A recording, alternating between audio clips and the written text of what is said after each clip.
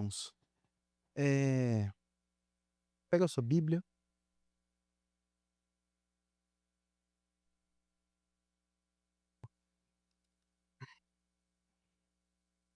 Nós estamos na nossa série,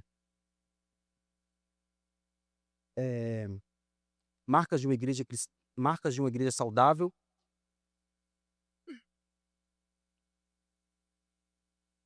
e nós queremos refletir hoje sobre o entendimento bíblico sobre a conversão. Na semana passada nós tratamos sobre o Evangelho, o que era o Evangelho, o que deveria ser normal, mas não está sendo normal, né, falar de nossas igrejas. E hoje nós queremos falar sobre o entendimento bíblico sobre o que é, de fato, a conversão. O que significa quando nós dizemos que uma pessoa se converteu? O que quer dizer isso? Talvez você tenha mais tempo na fé e você já é convertido, e ouve falar que as pessoas estão se convertendo, fulano de tal se converteu, fulano de tal, aceitou a Jesus como seu único suficiente salvador. O que é essa conversão? Será que conversão é só assinarmos um papel quando vamos à igreja? Ou será que conversão é só quando levantamos a mão em um apelo, né, as igrejas que fazem apelo? Será que conversão é isso? E hoje nós queremos descobrir de forma bíblica o que é uma conversão. E para isso nós queremos ler o livro de Efésios capítulo 4, do versículo 17 ao versículo 29. Efésios capítulo 4, do versículo 17 ao versículo 29. 29 não, perdão, até o 32.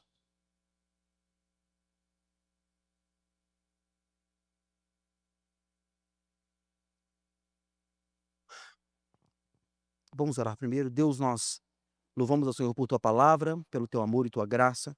Queremos pedir para que a Tua palavra possa falar em nosso coração. Somos limitados e precisamos, Pai, que a Tua palavra nos alimente, para que nós possamos aprender com ela essa noite. Então, tire de nós, Pai, toda distração, que nosso coração e a nossa mente possa estar voltado para o Senhor, para que possamos aprender mais sobre o Teu Evangelho e sobre como devemos nos comportar mediante a Tua grandeza, em nome de Jesus. Efésios 4, 17 ao 32 diz assim: Isso, portanto, digo e no Senhor testifico: não vivam mais como gentios, que vivem em vaidade nos seus próprios pensamentos, tendo o seu entendimento obscurecido, separados da vida que Deus concede, por causa da ignorância em que vivem pela dureza do coração. Tendo se tornado insensíveis, eles se entregam à libertinagem, para, de forma desenfreada, cometer todo tipo de impureza. Mas não foi assim que vocês aprenderam com Cristo. Se é que de fato ouviram falar dele e nele foram instruídos, segundo é a verdade em Jesus. Quanto à maneira antiga de viver, vocês foram instruídos a deixar de lado a velha natureza, que se corrompe segundo os desejos enganosos, a se deixar renovar no espírito do entendimento de vocês, e a se revestir da nova natureza criada segundo Deus, em justiça e retidão precedentes da verdade. Por isso, deixando a mentira, que cada um fale a verdade com o seu próximo, porque somos membros do mesmo corpo. Fiquem irados e não pequem. Não deixem que o sol se ponha sobre a ira de vocês. Não deem lugar ao diabo. Aquele que roubava, não roube mais. Pelo contrário, trabalhe, fazendo com as próprias mãos o que é bom, para que tenha o que repartir com o necessitado. Não saia da boca de vocês nenhuma palavra suja, mas unicamente a que for boa para a edificação, conforme a necessidade. E assim transmitem graça aos que ouvem. E não entristeceis ao Espírito de Deus, no qual vocês foram selados para o dia da redenção. Que não haja no meio de vocês qualquer amargura, indignação, ira, gritaria e blasfêmia, bem como qualquer maldade. Pelo contrário, sejam bondosos e compassivos uns para com os outros, perdoando uns aos outros, como também Deus, em Cristo, perdoou a vocês.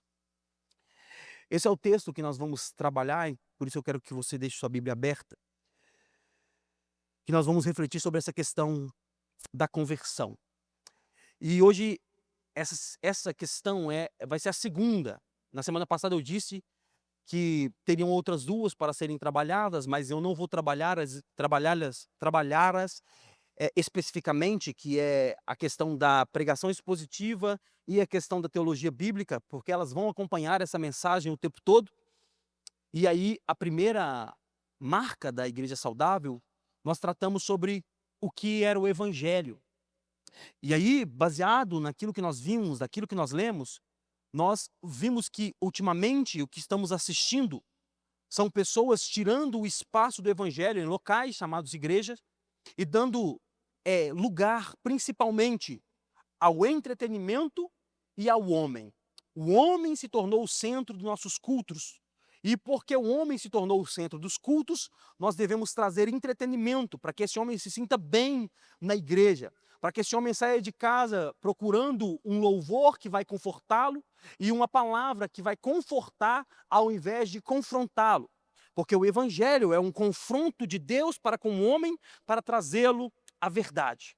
E aí nós observamos também que sem o evangelho real não existe uma igreja, e sim uma reunião de pessoas, uma reunião de pessoas em volta do seu próprio ego e da sua própria vontade. Nós podemos reunir pessoas em um lugar, chamar que é lugar de igreja, mas se não houver igreja, é um local que está se reunindo para falar ao coração do homem, apenas tentando enaltecer o seu ego. E a verdade que nós descobrimos na semana passada é que o evangelho, ou a boa nova, tem duas cláusulas que são imprescindíveis. E quais são essas duas causas? O arrependimento e a fé. As duas cláusulas que são imprescindíveis no evangelho é o arrependimento. Arrependei-vos e crede no evangelho. E a fé que acompanha esse arrependimento. E após arrependermos e crermos que Jesus é o nosso Deus, é o nosso Senhor, o evangelho requer uma mudança de vida. Após crermos que Jesus é o nosso Senhor, após dizermos, a partir de agora eu sou cristão, ou a partir de agora eu sou um novo convertido, o evangelho requer mudanças em minha vida. E por quê?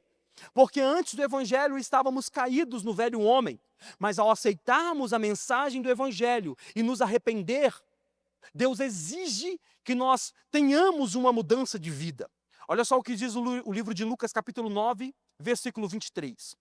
Jesus dizia a todos: se alguém quer vir após mim, negue-se a si mesmo, dia após dia, tome a sua cruz e siga-me.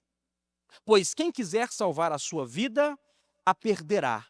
E quem perder a vida por minha causa, a salvará. O evangelho é negar quem eu sou, negar as minhas vontades. E a partir do momento que eu me torno um novo convertido, a partir do momento que eu me torno um novo homem, eu nego as minhas vontades e começo a viver segundo a vontade de Deus. Ou seja, se tem evangelho, se existe evangelho, tem que existir mudança de vida. E não apenas mudança de vida financeira ou comportamental, mas o evangelho requer de nós uma mudança em 180 graus. Por que 180? Porque às vezes as pessoas falam que tem que ter uma mudança 360, mas a mudança 360 ela sai de um ponto e volta para o mesmo ponto. Mas a mudança 180 é como uma roda gigante, né? O ponto zero é aqui embaixo, o ponto 180 é o de cima, ou seja, você estava num lugar e foi para outro lugar. Você estava num extremo e foi para outro extremo. E essa mudança é o que nós conhecemos como conversão. Essa mudança de estar no ponto A e ir para o ponto B é a mudança que nós chamamos de conversão. Lucas capítulo 22, versículo 31 diz assim: Simão, Simão, eis que Satanás vos reclamou para vos peneirar como trigo. Versículo 32. Eu, porém, roguei por ti, Jesus dizendo para Pedro, para que a tua fé não desfaleça. Tu, pois, quando te converteres, fortaleça os seus irmãos. Olha só o que Jesus estava dizendo para um homem que estava com ele há 3 anos e alguma coisa. Olha o que Jesus está dizendo. Quando você se converter, ou seja, você está andando comigo, mas você ainda não está convertido. Você está comendo do pão que eu estou repartindo, mas você ainda não está convertido. Você está curando pessoas, mas você ainda não está convertido. Quando você se converter, fortaleça os seus irmãos. Olha só o que Jesus está dizendo, que a conversão é uma mudança radical de vida, que nos conduz à contramão do mundo. Ou seja, nós estávamos indo para um lado, o homem caído estava nos levando para um lado, aí de repente nós encontramos com Jesus, e quando nos encontramos com Jesus, nós devemos converter e voltar na contramão daquilo que o mundo está fazendo. O velho homem estava nos levando para um caminho errado, e a conversão nos faz ir para o caminho certo. É como Paulo, quando encontra com Jesus no caminho de Damasco. Ele estava com cartas, levando cartas para prender e para parar a igreja do Senhor. Mas de repente o Senhor aparece para ele no meio do caminho, e quando ele se depara com o Senhor, ele fica cego por 3 dias, e depois de 3 dias ele levanta, come, é batizado, e a partir de então é outro homem. As pessoas podiam olhar para ele, por exemplo, quando ele chegava nas sinagogas, as pessoas tremiam de medo, porque a fama que corria dele ainda é que ele era o perseguidor da igreja. Mas agora ele tinha nascido de novo. Agora ele era um novo homem. Ou seja, a natureza que ele possuía não é a natureza que ele estava exercendo naquele momento. Ele era um homem caído, mas agora ele foi um homem regenerado pelo Senhor Jesus. Então a conversão é, eu estou indo em direção ao lugar, de repente eu me encontrei com uma pessoa, e essa pessoa é Jesus Cristo, e aí quando eu me encontrei com ela, eu virei e fiz a conversão para ir para outro lugar, que é na contramão do mundo. Você está comigo, irmão? Aí Paulo vai nos explicar, vai nos dar um entendimento bíblico sobre o que de fato é essa conversão. Olha só, aberto lá no livro de Efésios capítulo 4, a primeira coisa que Paulo vai dizer é que a conversão é deixar de ser impuro. Conversão é deixar de ser impuro. Olha só o que diz o versículo 17 ao 19. Isso, portanto, digo e no Senhor testifico.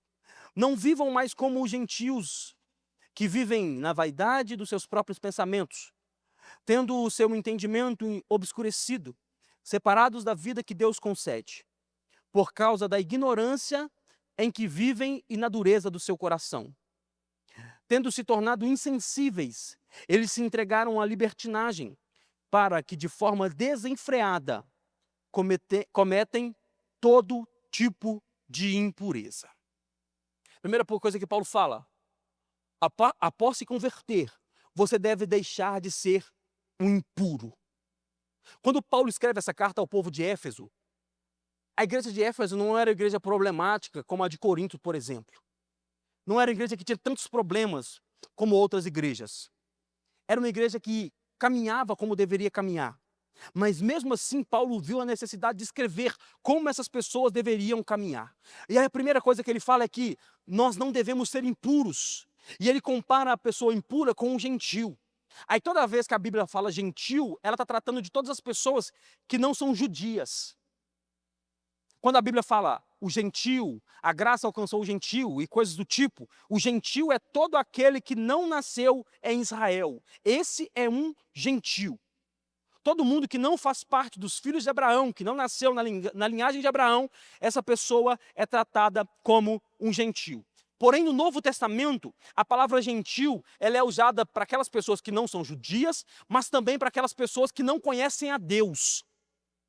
Além dela não ser judia, não fazer parte do povo da aliança, como eles se tratam, essa pessoa também é uma pessoa que não conhece a Deus.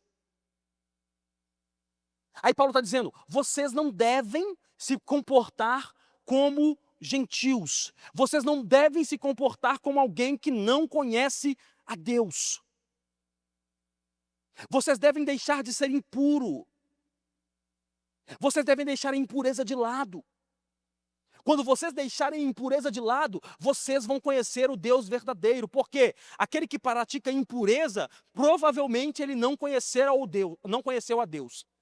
Aquele que pratica impureza, provavelmente é aquele que não teve de fato um contato direto com o Senhor.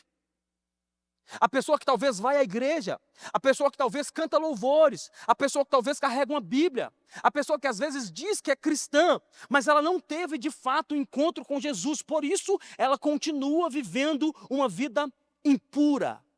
Quem não conheceu a Deus entregou a sua vida à impureza, seja ela sexual, seja ela moral, seja ela emocional, seja ela financeira. A impureza na vida daquele que não conheceu a Deus, ela não tem limites. Um gentil, e vamos tratar gentil aqui como alguém que não conheceu a Deus, é alguém que pratica a impureza de uma forma que não tem limites. O impuro não tem limites em si, ele não tem limites no seu caráter, então tudo para ele é válido. Tudo para ele é válido. Olha só o que diz o livro de Apocalipse, capítulo 22, versículo 11. Continue o injusto a fazer injustiça, e continue o imundo a ser imundo. O justo continue na prática da justiça, e o santo continue a santificar-se. No linguajar popular é, aquele que está sujo, suje-se mais, aquele que está limpo, limpe-se mais. Olha o que a Bíblia está dizendo, o impuro, ele não tem limites para a impureza. Quanto mais ele se afundar, mais ele vai querer o buraco. Ele vai cavando, cavando, cavando, cavando. Ele está na lama, ele sabe que está na lama, mas o prazer vai consumindo a sua vida e ele vai cavando até procurar mais prazer. É o que eu gosto de dizer, por exemplo, quando nós tratamos do assunto sobre pedófilos e coisa do tipo. E aí, o que eu gosto de tratar nesse assunto? O pedófilo, ele não nasceu já tendo atração por crianças. Ele começou, e isso aqui é 100% dos casos, ele começa na pornografia. E aí ele começa na pornografia e um dia ele quer a pornografia, homem com mulher, no outro dia já não satisfaz mais, ele quer a pornografia, homem com duas mulheres, aí no outro dia não satisfaz mais, ele quer a pornografia, dois homens com duas mulheres, aí não satisfaz mais, ele quer a pornografia, homem com homem, mulher com mulher, aí ele não se satisfaz mais, aí ele chega no auge do buraco, no mais profundo auge do buraco, e esse buraco é chamado de pedofilia. Nem todo homem que é pornográfico, ele é um pedófilo, mas todo pedófilo é pornográfico. Porque é um buraco que ele vai cavando e ele não encontra fim. Aquele que está sujo, suje-se mais. Por isso que Paulo diz, vocês não podem ser impuros. O fruto de uma pessoa que de fato se converteu é que ele foge de toda a impureza. O fruto de uma pessoa que se converteu, ele foge de ser impuro nos seus lábios, ele foge de toda impureza nos seus olhos, ele foge de toda impureza nos seus ouvidos, ele foge de toda impureza no seu coração. Alguém que de fato se converteu, ele está buscando a santidade dia após dia. Alguém que se converteu, ele está à procura da santidade, dia após dia, ainda que ele custe tudo. Primeiro Paulo fala, abandona a natureza. Ele diz, abandona a impureza. Você não pode se sujar mais. Quem é assim é aquele que não conhece a Deus. Você se converteu? Converti. A impureza não pode fazer parte da sua vida. Não importa se é uma impureza pequena ou se é uma impureza grande, não pode fazer parte da sua vida. A segunda coisa que Paulo fala, ele nos ensina que nós devemos abandonar a velha natureza. Olha só o que diz o versículo 20 ao versículo 22. Mas não foi assim que vocês aprenderam de Cristo, se é que de fato ouviram falar dele, e nele foram instruídos, segundo a verdade em Jesus. Quanto à maneira antiga de viver, vocês foram instruídos a deixar de lado a velha natureza, que se corrompe segundo os desejos enganosos. Olha só o que Paulo diz, depois de abandonar depois de não ser impuro, você deve abandonar a velha natureza. E aí Paulo usa Cristo como a forma que devemos viver. E aí ele diz que Cristo, o mesmo Cristo que nos ensinou a viver, ele não viveu de forma impura. Ou seja, se queremos viver de uma forma pura, se queremos abandonar a impureza, nós não devemos olhar para o homem caído, nós devemos olhar para Cristo. Todo homem e mulher que se converteu, ele muda o seu comportamento após o seu encontro com Cristo. E a forma de avaliarmos se uma pessoa se converteu ou não é como ela lida depois que ela diz que encontrou com Jesus. É por isso que eu digo que 1 mês, 2 meses, 1 ano, 2 anos, ainda é um prazo curto para a pessoa se provar se de fato ela foi convertida. Porque a prova da conversão vem com o tempo. Então não dá para se iludir com a pessoa que disse que se converteu hoje, e aí hoje ela está empolgada, quer fazer tudo, e aí chega na igreja e quer fazer tudo, quer pregar, quer cantar, quer dançar, quer fazer teatro, quer, sei lá, quer fazer tudo. Porque ela está num afã de ver as coisas fazendo. E aí, de repente, talvez pode ser, como eu já vi muitas pessoas, que nos primeiros 90 dias, ela chegou muito empolgada com tudo e depois não quis mais nada. E aí, o que vem a minha crítica contra esses movimentos que se fazem, vários deles, movimentos que dizem que vão renovar ou trazer um avivamento para uma igreja X ou para um povo X. Por quê? Porque, irmão, se nós pegarmos um final de semana, irmos para um sítio e ficarmos lá pregando e cantando e tal, todo mundo volta Superman. Todo mundo volta dizendo, eu quero Jesus, eu quero fazer tudo. Ah, meu Deus do céu, me segura, deixa eu fazer as coisas. Todo mundo volta empolgado. Qual que é o problema? 15 dias depois, normalmente essa chama esfria. 15 dias depois, normalmente a chama vai esfriando. A pessoa volta dizendo que ela foi transformada, mas 15 dias depois, quando volta para a vida, por quê? Volta no domingo empolgado, aí é culto. Só que na segunda-feira, ele vai para o trabalho. E aí no trabalho está o mesmo chefe lá que estava na sexta-feira. Ele volta para sua casa e às vezes a sua família não teve encontro com Jesus. Aí ele chega em casa, o marido ou a esposa ou os filhos estão lá da mesma forma. Aí chega a prova do teste. E aqui eu não quero dizer que Jesus não pode usar esses encontros para converter pessoas. Jesus converte pessoa no boteco. O cara está escutando uma música romântica, aí ele chora, não sei o que eu faço da minha vida, sai correndo, entra na igreja e Jesus encontra. Jesus converte pessoa em qualquer lugar. Então ele pode converter em qualquer lugar desses aí. Mas o que eu estou dizendo é que, mediante a esses encontros, eles podem trazer algo na vida e no coração que pode parecer uma conversão, mas na verdade não é uma conversão. É apenas uma chama. É apenas um foguinho que está na palha, que qualquer vento vai derrubar. Então, o que define uma pessoa convertida? Eu e você não temos capacidade de julgar quem foi convertido ou não, ok? Mas o que define que uma pessoa converteu é a vida. Quem essa pessoa era antes de chegar à igreja? Quem essa pessoa era antes de dizer que se converteu a Jesus? 5, 10 anos depois, 15 anos depois, quem essa pessoa era depois que ela disse que teve um encontro com Deus? É isso que define se essa pessoa nasceu de novo ou não.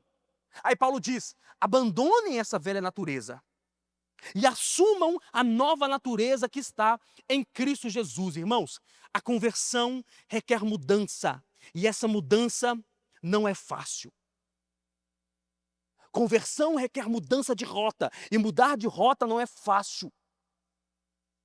Essa semana viralizou um censo de 2024 que concluiu que os evangélicos aumentaram no Brasil.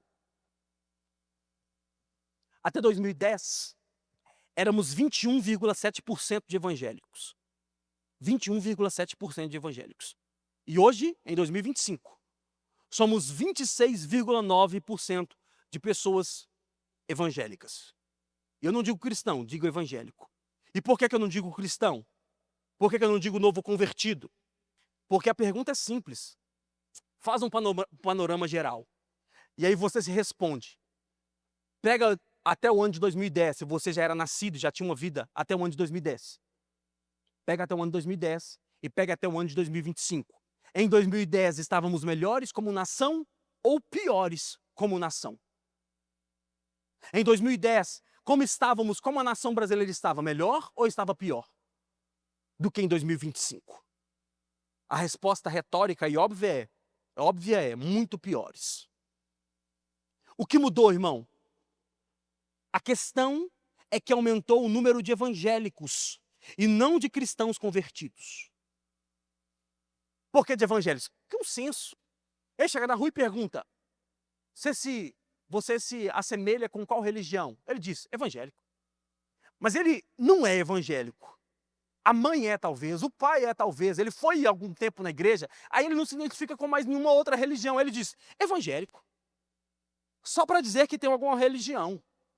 Mas o número de evangélicos aumentou, mas eu não tenho a convicção que se o número de cristãos aumentou.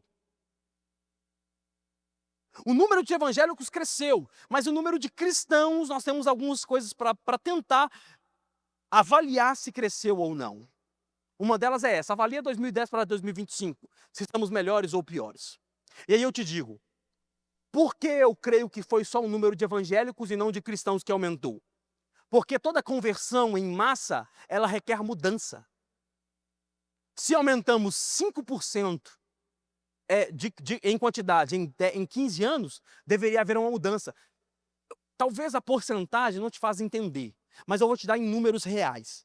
26,9% de evangélicos quer dizer que a cada 4 pessoas, uma é evangélica. A cada 4 pessoas, uma se diz cristã. Então, se você for no seu trabalho for 8 pessoas, 2 são cristãs. Na sua escola, não vou fazer conta alta, né? Se 16 pessoas estiverem na sua sala, 4 são cristãs. Olha o estrago que deveria ser feito. Olha o estrago que nós deveríamos ter feito. Olha o tanto que esse sal já poderia ter salgado. Olha o tanto que esse sal fora do saleiro já poderia ser salgado. Eu te pergunto, salgamos ou não? A sociedade foi transformada pelo aumento de cristãos ou não? Responda no seu coração aí. E por que eu digo também que essa questão de evangélico não é cristão? Que eu vou te dar alguns relatos sobre locais onde houveram conversão de fato. A primeira delas, avivamento de Celta. No avivamento em Celta, o que aconteceu? Transformações culturais, morais e significativa nas regiões que foram convertidas. Ou seja, as pessoas converteram no avivamento, a moralidade da cidade mudou. Os pais voltaram para casa. As mães começaram a ser melhores mães. Os filhos passaram a ser melhores filhos. Porque o evangelho converteu a vida das pessoas e ali houve um avivamento. Segundo local onde houve um avivamento e um crescimento do povo de Deus e houve transformação. País de Gales, avivamento no País de Gales. Até te indico comprar o livro, deve ter, 50 páginas. Avivamento no País de Gales. O país estava em decadência moral e operária. Muitas pessoas pobres e os jovens sem esperança. Irrompeu um avivamento, o povo de Deus cresceu e o que causou? Milhares de convertidos e surgiram movimentos globais. Olha só, no avivamento no País de Gales, até os animais pararam de responder aos homens. Os cavalos pararam de responder aos homens. Sabe por quê? Porque antes do avivamento, antes do crescimento do cristianismo, os homens faziam com que os animais obedecessem na pancada. Batiam nos animais de forma exacerbada. E batiam. Aí eles se converteram e disseram: não podemos mais maltratar os animais. O que vamos fazer? Vamos conversar com os animais. Vamos chamar. O animal vinha? Não. Por quê? Estava acostumado a tomar pancada. Mas os homens se converteram, o coração deles se voltaram a Jesus. E aí eles disseram: nem maltrato com os animais podemos fazer mais. De tanto que o evangelho entranhou no coração desses homens. Terceiro lugar, avivamento nos Estados Unidos, o do século XVIII. Não vou dizer da Rua Azusa, mas do século XVIII. O que aconteceu no século XVIII? O impacto, um profundo impacto na sociedade americana. Preste atenção, com mudanças na lei, na ética e na cultura. Você consegue crer nisso, irmão?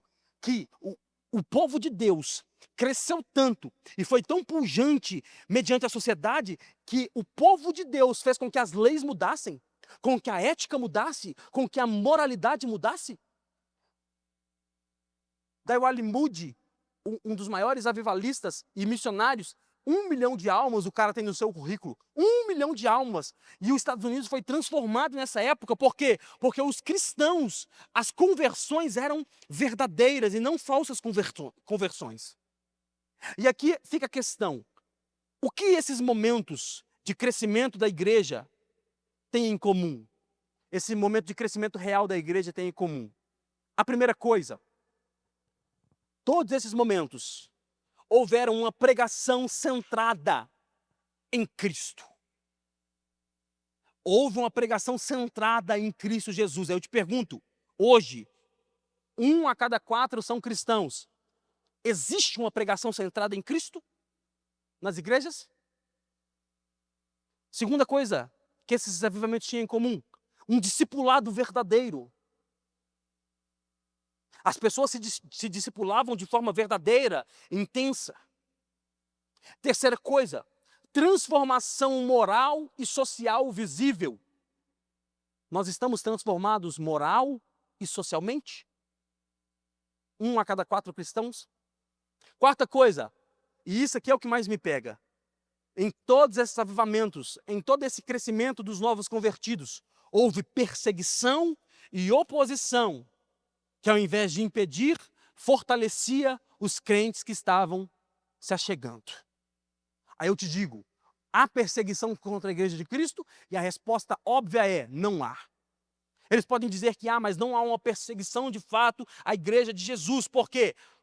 Porque nós nos tornamos como os iguais. Não somos luz. A maioria das vezes, aqueles que se dizem evangélicos são escuridão.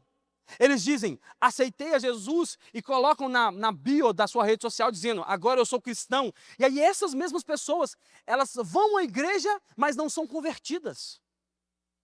Frequentam o culto, mas não aceitaram, não entenderam de fato esse evangelho. Até porque o evangelho muitas das vezes nem é pregado. Aí essas pessoas que se dizem evangélicas no senso, mas não vivem a sua vida com Cristo Jesus sendo o centro. Elas dizem no senso, você é cristão? Sou cristão.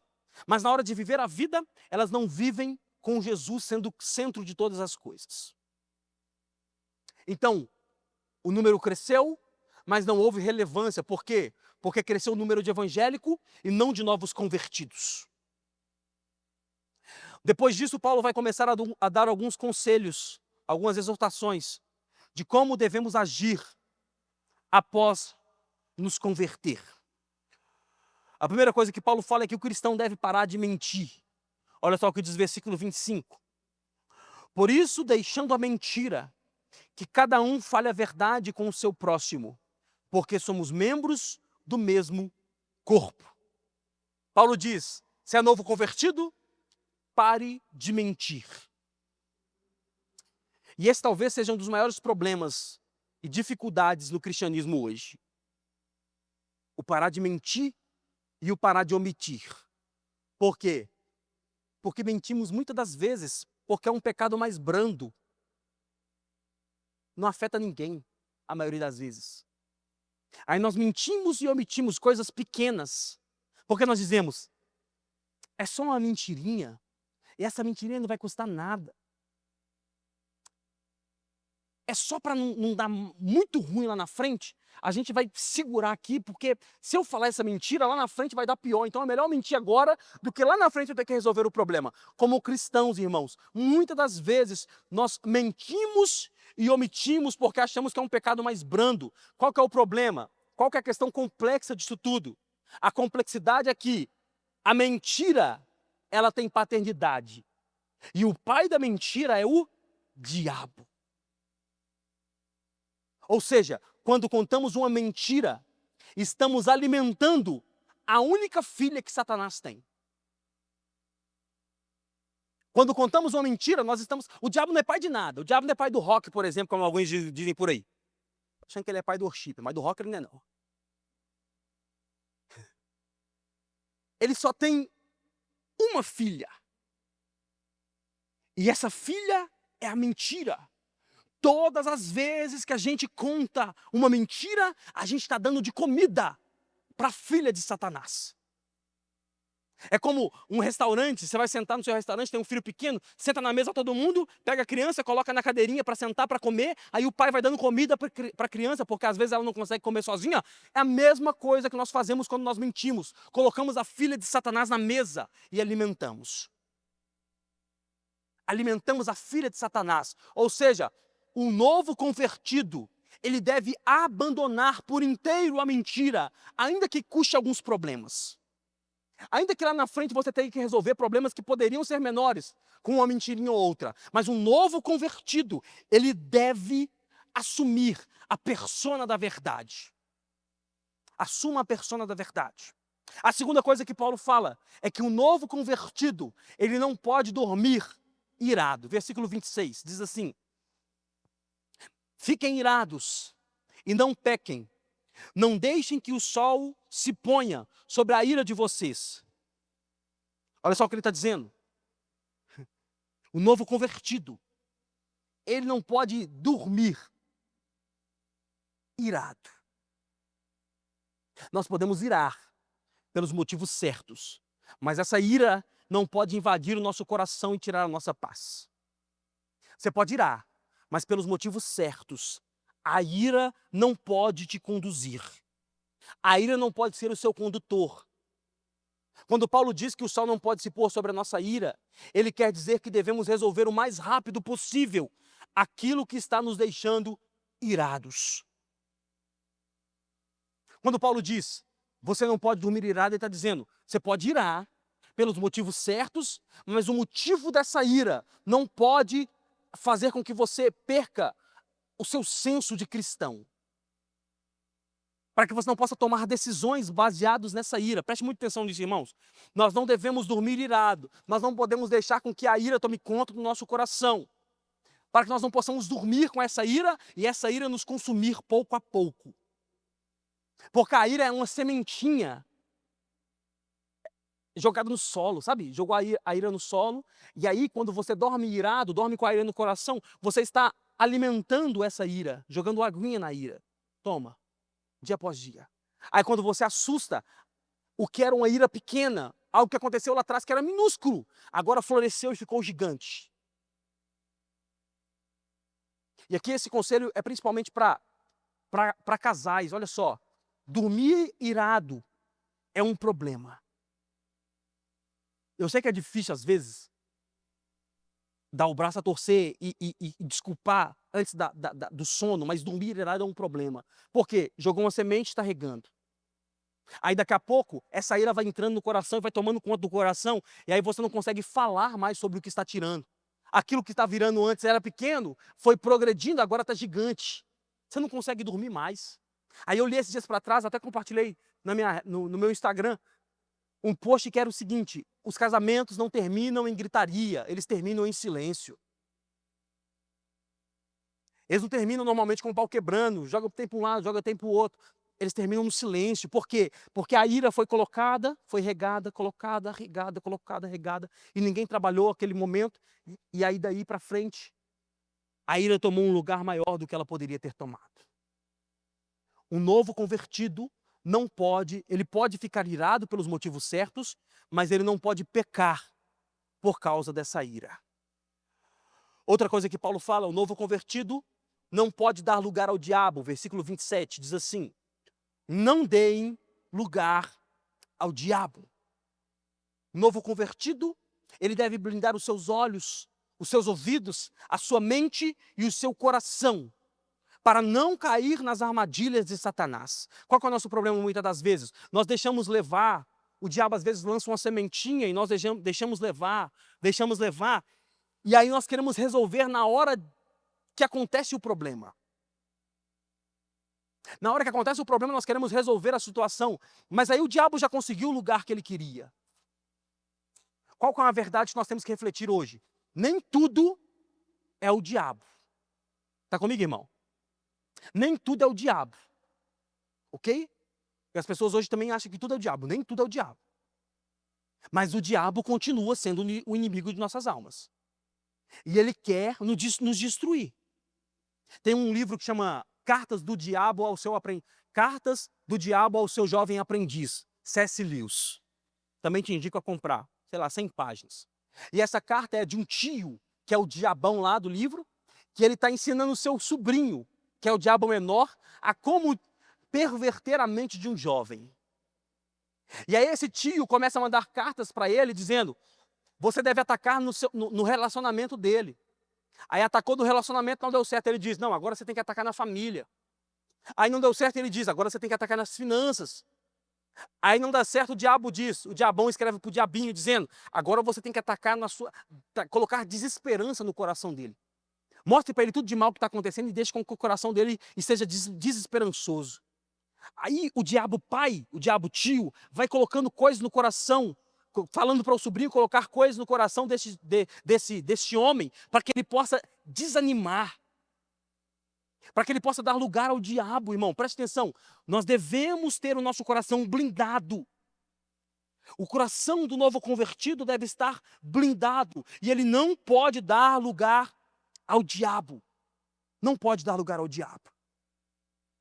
Guarde o seu coração, guarde a sua mente, guarde os seus olhos, perceba para onde você está olhando, perceba o que você está ouvindo, perceba o que o seu coração está absorvendo, perceba o que sua mente está pensando, trabalhe com essas coisas para que para que o diabo não ache lugar na sua vida, nem nos olhos, nem no ouvido, nem no coração, nem na mente. Não deem lugar ao diabo. O novo convertido, um convertido, na verdade, aquele que encontrou a Cristo, não dá lugar ao diabo. E agora Paulo separa um bloco da sua carta para dizer que não adianta apenas pararmos de fazer o errado, nós temos que fazer o certo. Paulo vai dizer agora, não adianta só parar de fazer o errado, não. Você tem que fazer o certo. Olha só o que diz o versículo 28. Aquele que roubava, não roube mais. Pelo contrário, trabalhe fazendo com suas próprias mãos o que é bom, para que tenha o que repartir com o necessitado. Paulo está dizendo, você é convertido? É. Além de todas as coisas que eu vou te dizer agora, eu vou te dizer que não adianta só você deixar de fazer o errado. Você tem que fazer o certo. Aí no primeiro bloco ele diz, não adianta parar de roubar. Tem que trabalhar. Essa é a beleza do evangelho. É fazer com que o ex-ladrão se torne um trabalhador. Aí ele diz, se você só parar de roubar, não vai adiantar. Você tem que trabalhar. E por que ele diz que ele tem que fazer outra coisa para suprir aquilo de errado que ele fazia? Porque essa pessoa que está fazendo errado, ela poderia muito bem deixar de roubar, mas ir ser sustentada pelos pais, dizendo, tá bom, eu não estou roubando, mas a partir de hoje quem me sustenta são os meus pais. Aí Paulo diz, não. Não é o seu pai que tem que te sustentar. Você roubava, agora você tem que trabalhar para se sustentar e sustentar o próximo, sustentar um necessitado. O seu dinheiro vai ser para você, porque você vai estar trabalhando, mas o seu dinheiro também vai ser para um necessitado. Quem inaugurou isso? Zaqueu inaugurou isso. Talvez você nunca tenha percebido na história de Zaqueu, mas Zaqueu inaugura esse novo modo de viver do cristão. Porque estava todo mundo apertando Jesus e Zaqueu, o impostor, o pilantra, cobrador de imposto. Porque o que Zaqueu era? Zaqueu era o cara que comprava o imposto de Roma, porque Roma comandava sobre Israel. Zaqueu ia lá, o judeu devia um imposto para Roma. Zaqueu ia lá, comprava esse imposto de Roma e dizia, agora você judeu deve a mim, não deve a Roma mais. Só que ele não fazia isso de graça. Ele botava um lucro em cima disso. Então esse tipo de pessoa era odiado. O cobrador de imposto era odiado. Aí Jesus está cercado de pessoas querendo falar com ele. Zaqueu sobe na árvore dizendo, eu também quero vê-lo pelo menos. Aí Jesus olha para ele e diz, tudo bem, pode descer que eu vou na sua casa. Aí quando Jesus chega na casa de Zaqueu, a conversão é instantânea. Mas Zaqueu não disse só, tá bom, eu vou parar de roubar.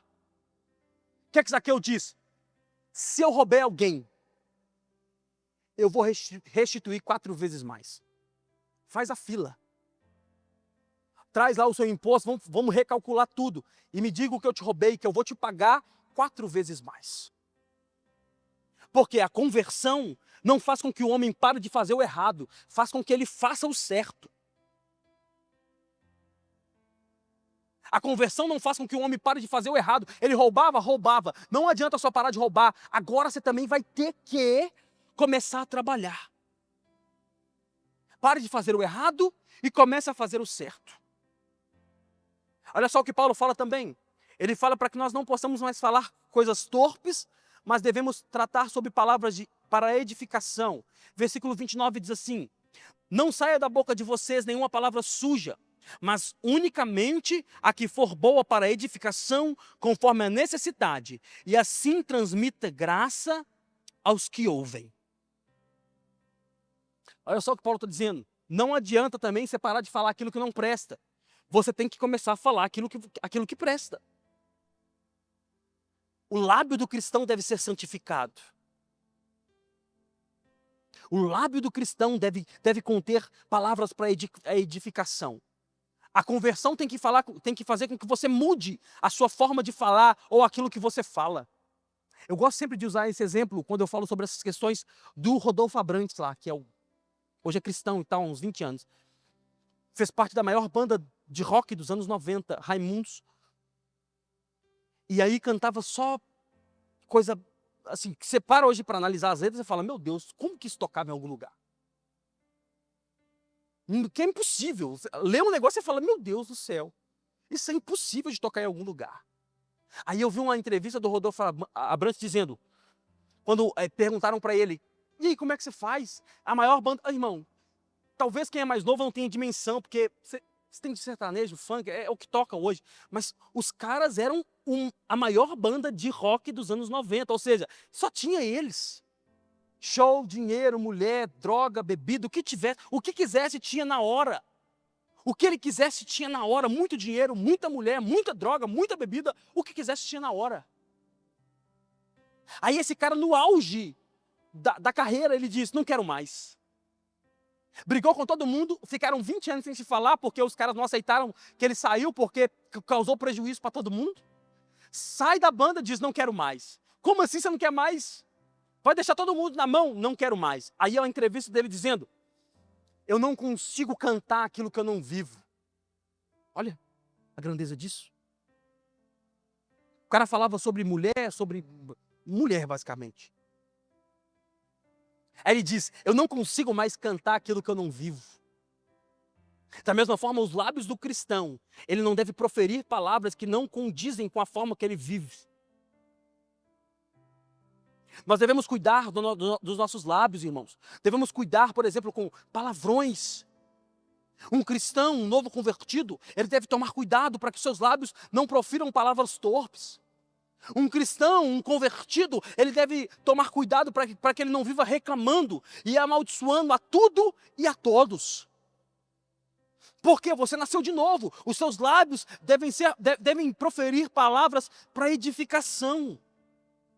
Eu não sou muito fã da teoria da palavras de afirmação, dessa teologia coach, não sou fã. Mas uma coisa eu tenho que concordar. Porque existem pessoas que são até cristãs, mas ainda não se livraram disso e vivem amaldiçoando a própria casa. Esse menino não vai dar em nada. Isso é um sem futuro. O marido xingando a esposa xingando o marido. A bagunça dentro de casa que ninguém consegue se resolver, vive falando palavras amaldiçoadas. E aqui, o que Paulo está dizendo é, você tem que parar de falar essas palavras que amaldiçoam e começar a falar palavras que vão abençoar o lugar que você está. Mesmo que seu filho seja um problema lá, que seja, o que você deve dizer é que ele não é um sem futuro, que ele não vai dar em nada, que sua mulher, que seu marido está com problemas, você não tem que dizer isso. A sua palavra não deve ser para amaldiçoar, mas deve ser para abençoar a vida dessa pessoa. Porque você nasceu de novo e a sua palavra não pode ter com palavras torpes. A sua boca não pode sair palavras torpes, mas palavra para edificação.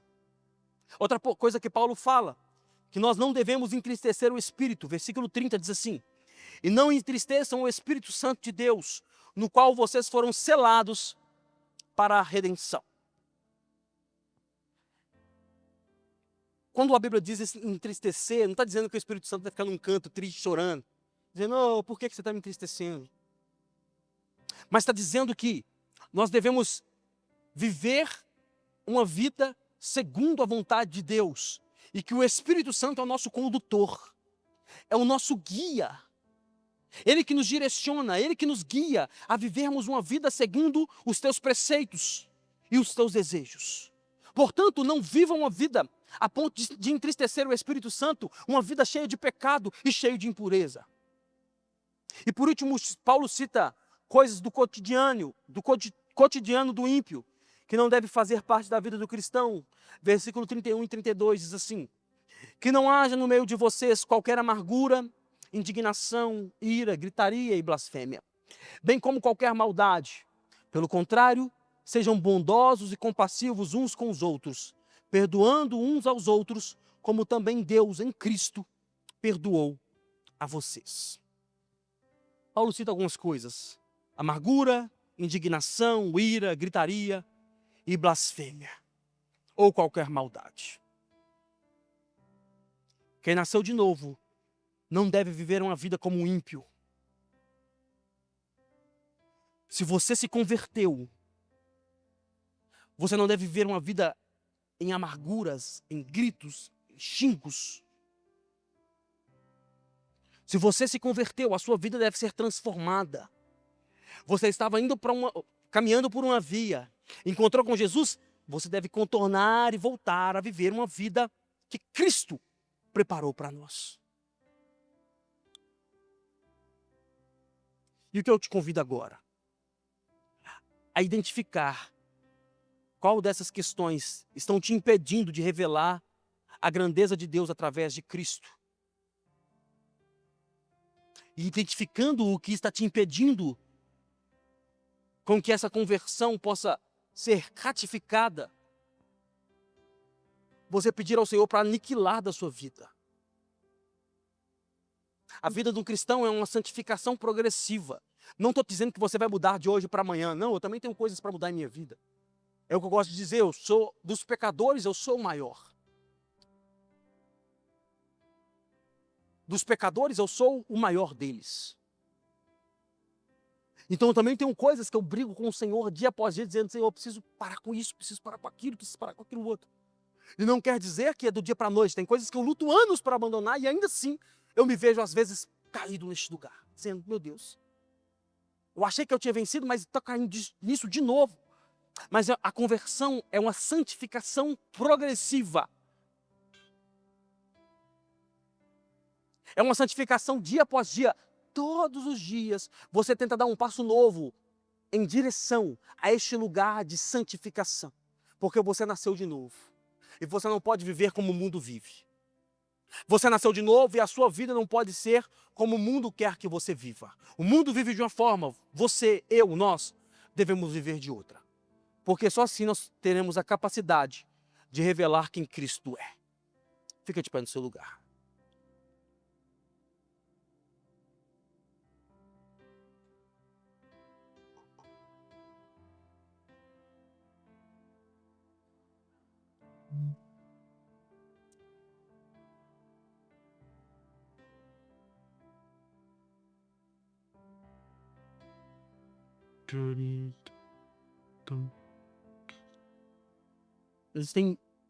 Existem 1 milhão de coisas, talvez passando